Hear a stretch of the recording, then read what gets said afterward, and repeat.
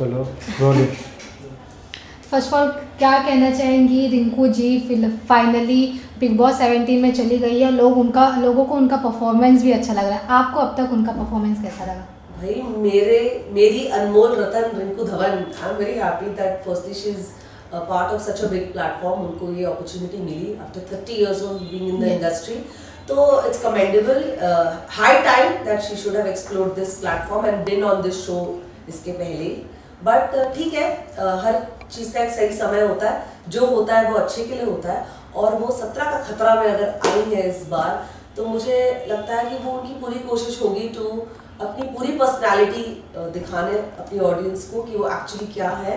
और काफ़ी लोगों को लग रहा होगा कि वो शायद स्लो खेल रही है या सोच समझ के खेल रही है, तो I think she is going to be an underdog, क्योंकि जहाँ ज़रूरत पड़ेगी वहाँ वो अपना स्टैंड लेंगी।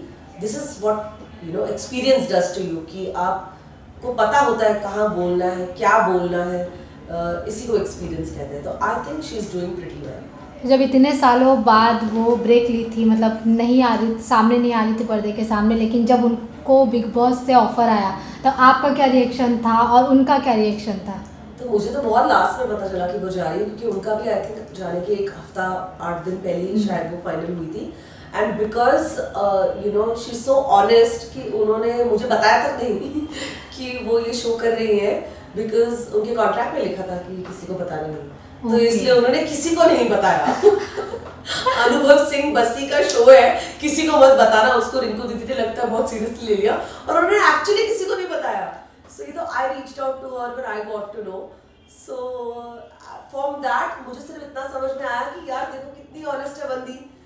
तो जो इंसान इतना ऑनेस्ट होता है उसके साथ लाइफ में कभी कुछ बुरा होगा नहीं, और बुरा होगा भी तो गॉड उसे और यूनिवर्स उसे इतनी स्ट्रेंथ देगा कि वो वहां से बाउंस बैक कर लेगा। And that's exactly what Rinku didi is going to do when the time comes. वैसे तो अभी एक ही वीक हुआ है बिग बॉस शुरू हुए, लेकिन आपको ऐसा लग रहा है कि जो रियल लाइफ में है वो उधर भी वो प्रेजेंट कर रही है, या फिर कुछ चेंजेस हो रहा है उनमें बिग बॉस से लेकर? नहीं, आई थिंक वो कहीं ना कुछ भी, क्योंकि वो जाते जाते एक बोली थी कि अगर मैं जैसी हूँ वैसी रहूँगी, लेकिन अगर उधर की वजह से मुझे चेंज होना पड़ा तो मैं होंगी।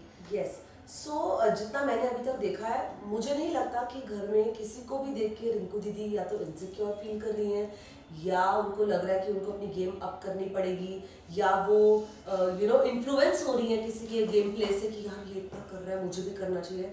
No, she is not doing that, she is doing just what needs to be done. She is showcasing her experience, her endurance, her knowledge and her way of running the house. जो मैं देख रही हूँ वो involve हो रही है घर के कामों में। सिर्फ झगड़ा करने से ही बिग बॉस का विनर बन जाना या गेम में आगे जाना, this is not the only way. एक घर को खड़ा करने के लिए काफ़ी पिलर्स होते हैं, और रिंकू दीदी एक बहुत स्ट्रॉन्ग पिलर है और आगे भी रहेंगी।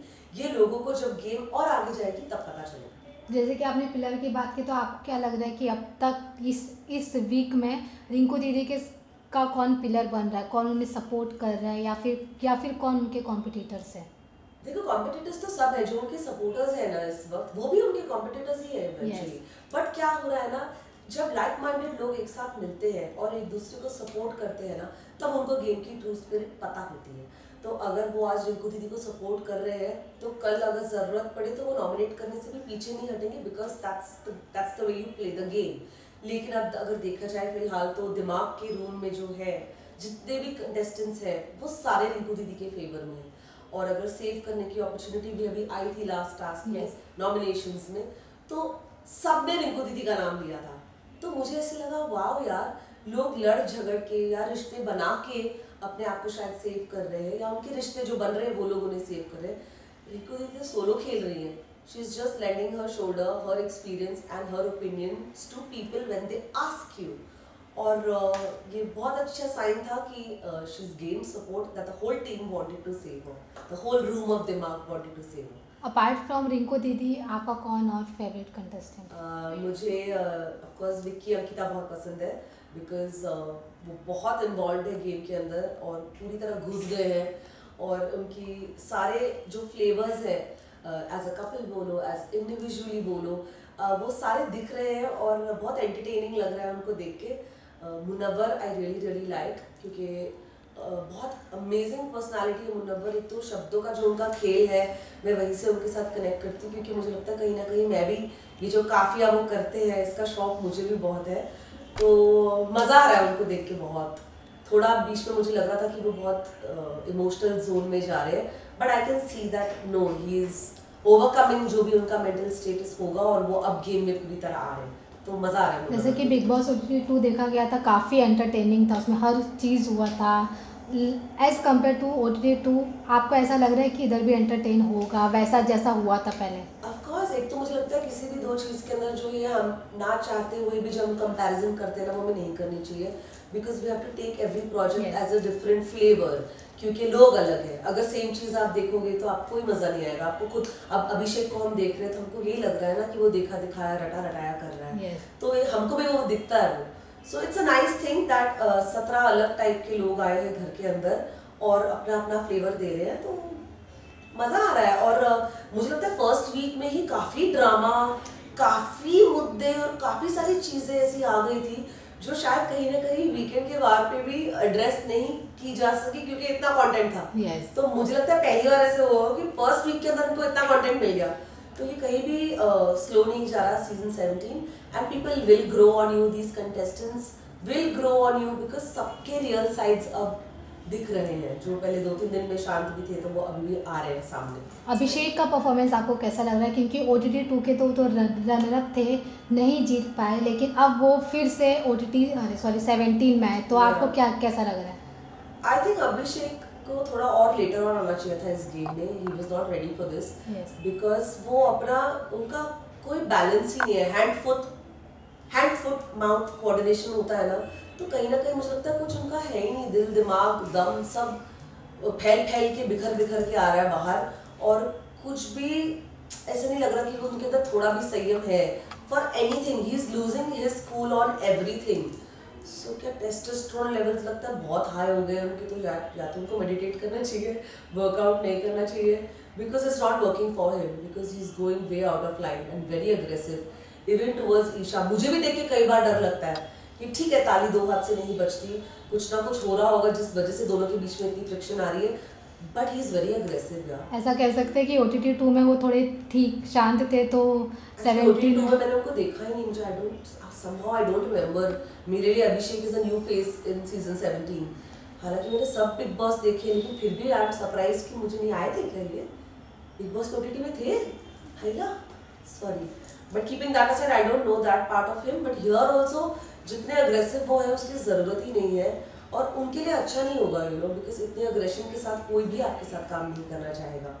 जैसे कि OTT 2 में वो बना था, एक इतिहास रचा गया था कि एल्विश यादव जीते थे वाइल्ड कार्ड एंट्री के बाद, और वो आप पिछली बार आपने उनके ऊपर बोला भी था, उसके बाद आपको थ्रेड्स आने लगे, ट्रोल करने लगे आपको लोग, उसके बारे में क्या कहना चाहिए? बहुत डिस्टर्बिंग था ये, क्योंकि मैं 18 ईयर्स से इस इंडस्ट्री में काम कर रही हूँ, और मैंने कभी भी अपनी ओपिनियन बिना मांगे नहीं दी। मैंने कभी भी ऐसे लाइव स्ट्रीम करके या किसी के ऊपर कुछ भी, किसी के पॉइंट ऑफ व्यू को कॉल आउट करके मैंने कभी भी किसी भी सिचुएशन में से अपने आप को नहीं डाला है। यहाँ मुझसे सवाल किया गया था और मुझे जो लगा वो मैंने बोला, लेकिन उसके बाद जो एल्विश आर्मी के जो लोग हैं, पता नहीं कौन है ये लोग, और पता नहीं क्या समझते हैं अपने आप को कि ये किसी को भी धमका सकते हैं, किसी को भी डरा सकते हैं। It was very disturbing. मुझे रात भर नींद नहीं आई थी, मैं डर गई थी। मेरे मम्मी पापा मेरे इंस्टाग्राम पे जो कमेंट्स आते हैं उन कमेंट्स को देख के डर गए थे कि अशिता ये क्या हो गया है, क्योंकि लोगों ने मुझे सिर्फ प्यार ही दिया है आज तक। इतना वार, वो भी गालियों का, गंदी गंदी गालियाँ। मेरी पूरी कोशिश रही कि मैं एक एक को इंडिविजुअली जाके ब्लॉक करूँ, रिपोर्ट करूँ इंस्टाग्राम पे, जो मैंने किया भी, लेकिन ये ख़त्म ही नहीं हो रहा यार। This is a war that I think needs to be fought in the right spirit. You cannot call out and abuse people just because वो अपना opinion दे रहे हैं when asked. आप नहीं धमकी दे सकते हो, ये गलत है। So मुझे लगता है इसके लिए स्टैंड लेना, इसके लिए आवाज़ उठाना, ज़रूरत पड़े तो कंप्लेन भी फाइल करना बहुत इम्पॉर्टेंट है। And again you are asking me, so I am telling you that this was very disturbing for me. तो आप अब तक किसी के ऊपर ऐसे केस फाइल नहीं किया है ना, पुलिस जाकर कि ऐसे मुझे डेथ थ्रेट्स आ रहे हैं ना? नहीं अभी तक नहीं, मुझे I don't know, this is very new to me, तो मुझे भी बहुत घबराहट हो रही है कि इसके साथ कैसे डील किया जाए। तो I just want to request this entire so called army that guys please chillax, calm down. हम डेमोक्रेटिक इंडिया में रहते हैं, फ्रीडम ऑफ स्पीच हमें 1947 में मिल गई थी, तो ये फ्रीडम आप हमसे नहीं छीन सकते। We will speak if we are asked. I am an actor, आपकी नज़र में मैं कुछ नहीं होंगी, आपकी नज़र में एल्विश यादव की कार का नंबर मुझसे ज़्यादा पॉपुलर होगा, लेकिन मैंने अपनी जितनी पॉपुलैरिटी हासिल की है, जितना भी फेम हासिल किया है, वो अपनी मेहनत से किया है, अपने काम से किया है, बिकॉज यही एक एक्टर का काम है, अपना हुनर दर्शाना, ये धमकियाँ और ये गुंडागर्दी नहीं। तो प्लीज़ आप एल्विश यादव की आर्मी हो तो मैं भी दबंग धवन, बैक ऑफ। ऐसा कह जा रहे हैं कि लोग, ऐसा वीडियो वायरल हो रहा है कि आप उनको सॉरी भी बोल दी हो। लोग पता नहीं कौन सा वीडियो है, कौन वायरल कर रहा है, मैंने आज तक सॉरी नहीं बोला उनको। मैंने कोई स्टोरी देखी थी जिसमें उन्होंने कहा था अरे अरे वो सॉरी बोल रही है, मैंने उसको सिर्फ ब्लाइंड आई दिया क्योंकि मुझे लगता है ये बच्चे होंगे, शायद इनको शायद नहीं पता होगा ये क्या कर रहे हैं, you know they are just following one, you know एक भागता है उसके पीछे 50 भागते हैं, ये शायद वो है। I wanted to give it a blind eye, but again since you have brought it up I have not asked for any apology. मैं सिर्फ हाथ जोड़ के ये रिक्वेस्ट कर रही हूँ कि जो गंदी भाषा का इस्तेमाल आप लोग करते हैं प्लीज़ मत करिए। हम फैमिली वाले लोग हैं, हमारे बच्चे हैं, दोस्त हैं, सर्कल है, इंडस्ट्री में नाम है, प्लीज़ ये गालियाँ मत दीजिए प्लीज़। मेरे से मेरा ओपिनियन मांगा था, मैंने वो ही दिया, वो भी बहुत प्यार से, सो प्लीज़ डोंट अब्यूज़। अगर बात करें पर्सनली, नॉट बिग बॉस, मतलब पर्सनली एल्विश के बारे में आप क्या सोचती हैं? पर्सनली एल्विश आई थिंक मैंने जितना उनको देखा है बिग बॉस में ही देखा है, मुझे अच्छे लगे थे वो। He was funny, he had his side where, बहुत एक आम आदमी का, एक बहुत ऑनेस्ट इंसान जो होता है, मैंने वो भी देखा उनके अंदर। बस ये डेटाबेस ने ना ओवर पावर कर दिया है एल्विश को, तो मुझे लगता है एल्विश, ये तो वही बात होगी भाई, चाय से ज़्यादा केटली गर्म है। तो please just figure your shit out and tell your people कि आपकी अच्छाई एक्चुअली खत्म हो रही है आपकी आर्मी की वजह से। सो कर लो इसको कंट्रोल, वरना आर्मी के पास गन होगी लेकिन बंदूक के अंदर गोली नहीं होगी चलाने के लिए, फिर क्या करोगे? टाइट टाइट पिश पिश पिश। और लास्ट मैसेज रिंकू दीदी के फैंस के लिए, क्योंकि आपके थ्रू उनको मैसेज मिलने वाला है। यस, रिंकू दीदी के सारे फैंस को मैं ये बोलना चाहूँगी that she is actually like I call myself Dabang Dhawan, तो वो दबंगी कहीं उन्हीं से सीखी है मैंने। So be rest assured entertainment का पूरा डोज मिलेगा, सारा ड्रामा, सारे एलिमेंट्स और सारे फ्लेवर्स आपको चखाए जाएंगे, क्योंकि जो धवन परिवार है वो पंजाबी है और साडी रिंकू को भी पीछे नहीं हटने वाली, तो ये पंजाबी तड़का आपको जरूर दिखेगा, जस्ट वेट एंड वॉच। आप जब इतना बवाल मचाओ तो रिंकू दीदी कितना मचाएगी? मैं कहाँ बवाल मचा रही हूँ यार, मैं तो दिल से बोल रही हूँ जो बोल रही हूँ। बोलने का